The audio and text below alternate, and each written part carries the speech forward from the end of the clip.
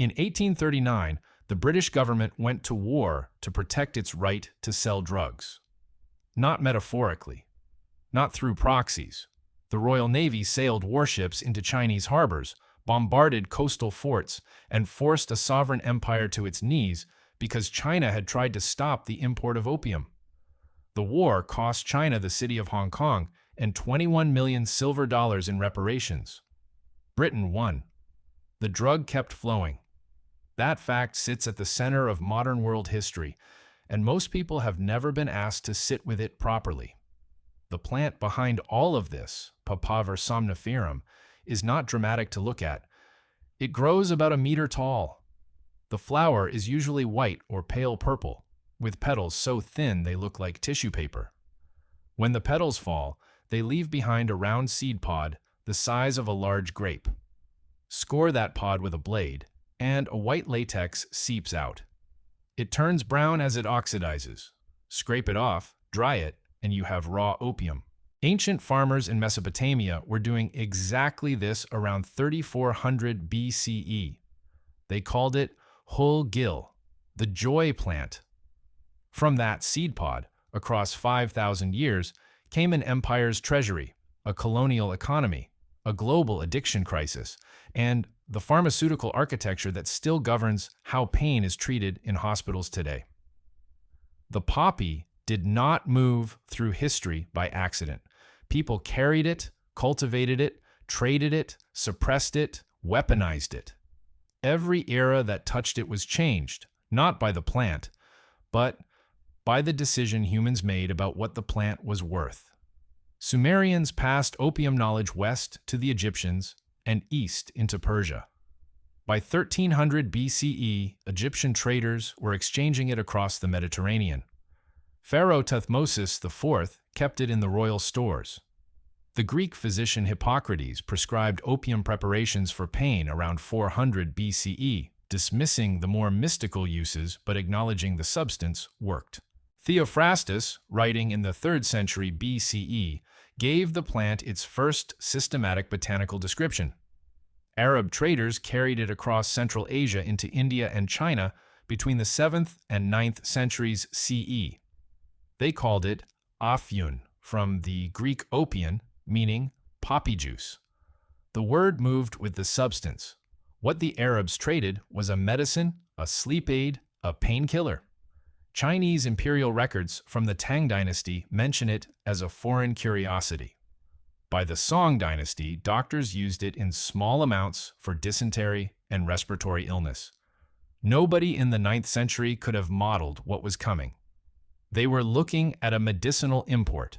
The critical transformation happened not in Asia, but in the Ottoman Empire in the 16th century, when tobacco arrived from the Americas. Tobacco showed traders, governments, and eventually everyone else that people would pay repeatedly, reliably, and in large quantities for something that made them feel a particular way. The habit was the product. Someone in the Ottoman world, we do not know who or exactly when, began mixing opium with tobacco to smoke. The combination spread into Persia, then India, then China. Smoking changed everything about opium's pharmacology. Eating opium, which had been the dominant method for centuries, delivered the substance slowly. The digestive system filters and delays absorption. Smoking sends the active compounds directly through the lungs into the bloodstream, reaching the brain within seconds. The effect is faster, sharper, and significantly more addictive. The old opium eater in a Turkish coffee house was a regular customer. The opium smoker could become a compelled one. The Mughal Empire in India watched this shift and saw money. Opium poppies already grew in Bengal and the Malwa Plateau. The Mughal court taxed the trade and organized production. By the early 17th century, Mughal India was exporting processed opium across maritime Asia. The Portuguese, already embedded in Indian Ocean trade routes, were shipping it into Chinese ports by 1516. The Dutch took over significant portions of that trade in the 17th century. By the time the British East India Company arrived in force, the infrastructure was already there. The company did not invent the opium trade. They industrialized it. The East India Company took formal control of Bengal in 1765 after the Battle of Plassey, and with Bengal came its opium fields. For the first decade, the company was inconsistent in its approach, licensing private merchants, then trying to regulate them, then ignoring the trade entirely when other priorities dominated. The decisive turn came in 1773, when Warren Hastings, the company's first Governor-General of Bengal, established a monopoly on opium production. From that year forward, every poppy grown in Bengal was grown for the company. The reason was financial, and it was urgent. The company was struggling. It was spending far more in India on administration and military campaigns than it was earning from cotton, silk, and spices. The China trade was the obvious target because China was wealthy. Its consumer market was vast, and its silk, porcelain, and tea were in furious demand in Britain. The problem was that China wanted almost nothing Britain had to offer. Chinese officials looked at British manufactured goods and found them unimpressive. Payments flowed overwhelmingly in one direction: silver out of Britain, goods into Britain. The trade deficit was serious. Opium solved it. The company had the fields. China had the market, though at this stage an underdeveloped one. The company needed a mechanism. They found it through a system that allowed them to maintain official deniability. The company would auction Bengal opium to licensed private merchants, called country traders, who would sail it to Chinese waters on their own ships. Those merchants would sell the opium to Chinese smugglers offshore, often near the Pearl River Delta. The silver paid by Chinese buyers would flow back to Canton, where it was used to purchase tea for export to Britain. The company's hands never officially touched the drug on Chinese soil. The profit was real and the ledger balanced. The volume of this trade is not an abstraction. In 1729, the total opium imported into China was around 200 chests, each weighing roughly 65 kilograms. By 1767, it was 1,000 chests. By 1800, it was roughly 4,500 chests. By 1838, the year before the First Opium War, it was over 40,000 chests annually. Somewhere between 2 and 10 million Chinese people were addicted by that point, depending on the estimate. The Qing government's own census officials were reporting that the drug had penetrated the army, the bureaucracy, and the imperial household itself. The financial reversal was total. Silver, that had flowed into China for centuries as payment for Chinese goods, began flowing back out as payment for opium. The Qing court watched its currency reserves drain and its administrative class corrupted by a substance it had already banned 3 times, in 1729, in 1796, and again in 1800. Each ban failed because the profit margins were extraordinary and the enforcement capacity was not. Chinese merchants, port officials, and naval officers were taking bribes in quantities that made enforcement functionally impossible. In 1839, the Daoguang Emperor made a final attempt.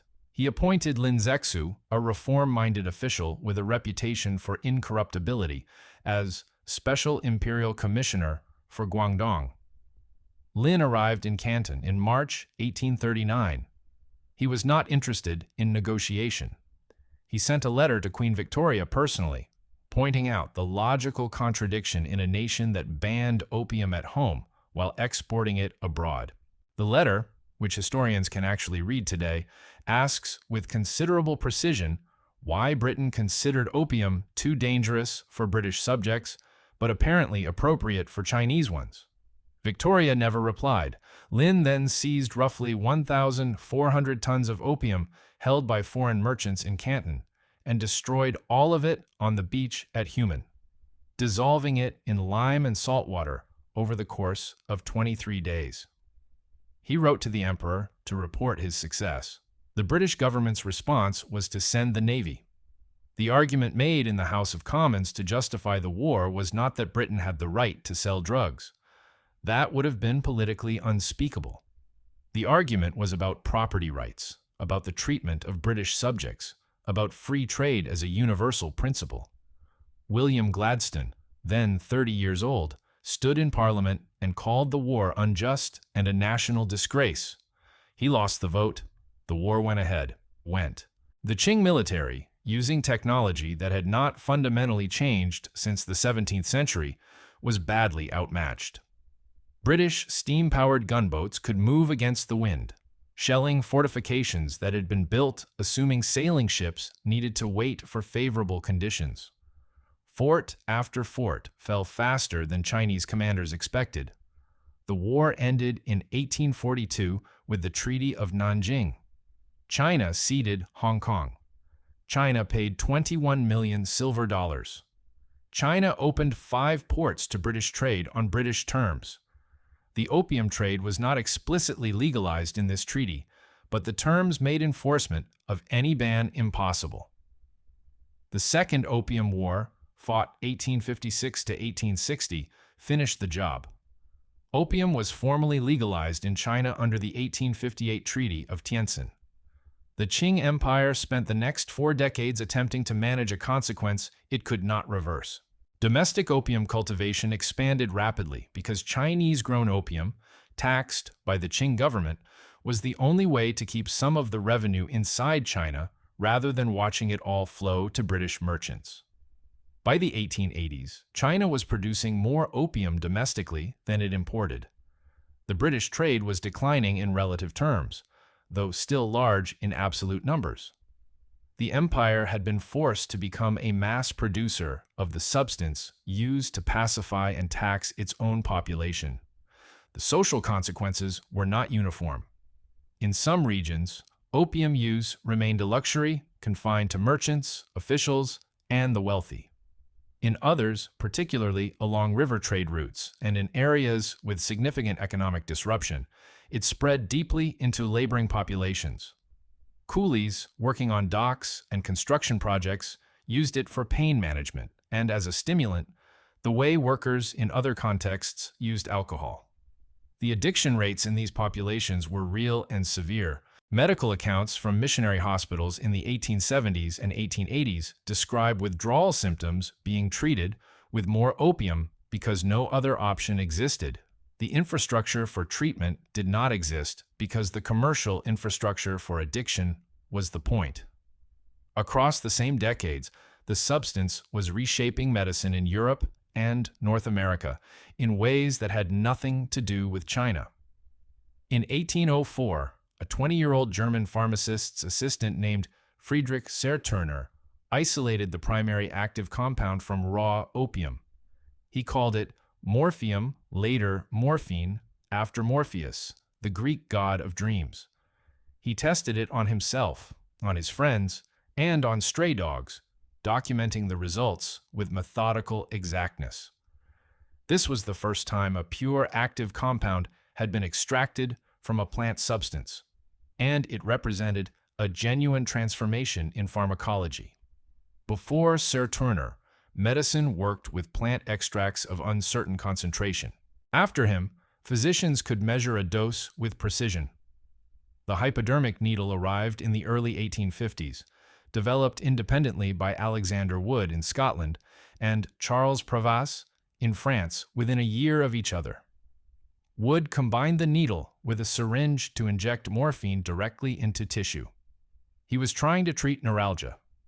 The combination of purified morphine and injectable delivery made it vastly more powerful than anything previously available. Surgeons in the American Civil War used it on a scale that no prior conflict had seen.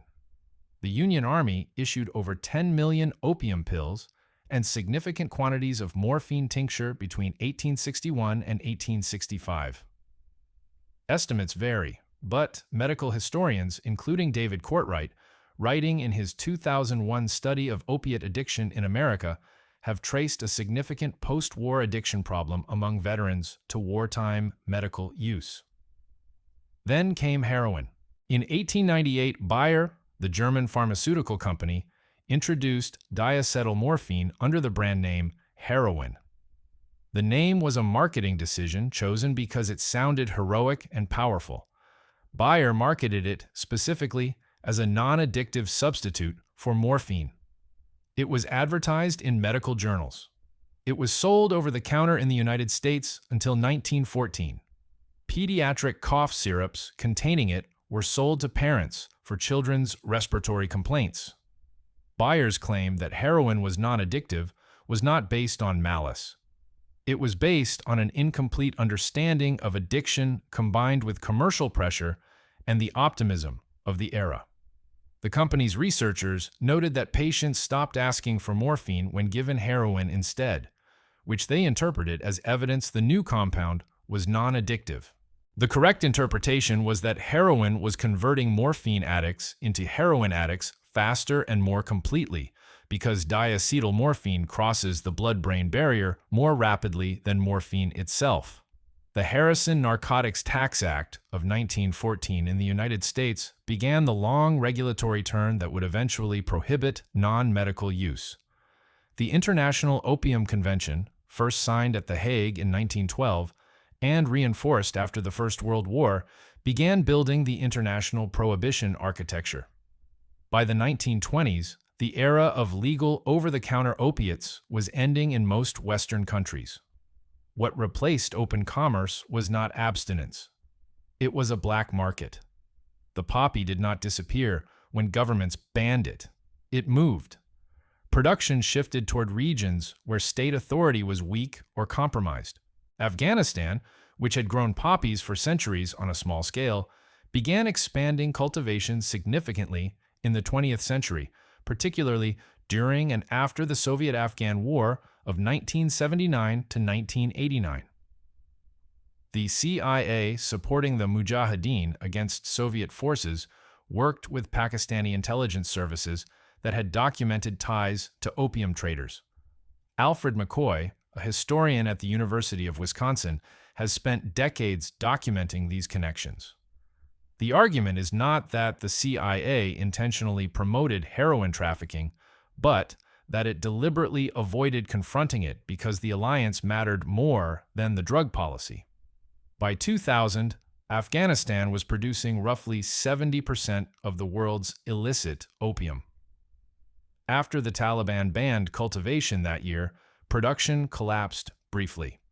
After the U.S. invasion in 2001 and the collapse of Taliban authority, cultivation recovered and expanded. By 2017, Afghanistan was producing over 9,000 metric tons of opium, more than 80% of global illicit supply. The U.S. military spent 17 years in a country whose primary export commodity was the raw material for heroin. And the crop area under poppy cultivation expanded every year of the occupation. The story in the pharmaceutical sector ran on a different track and ended in the same place.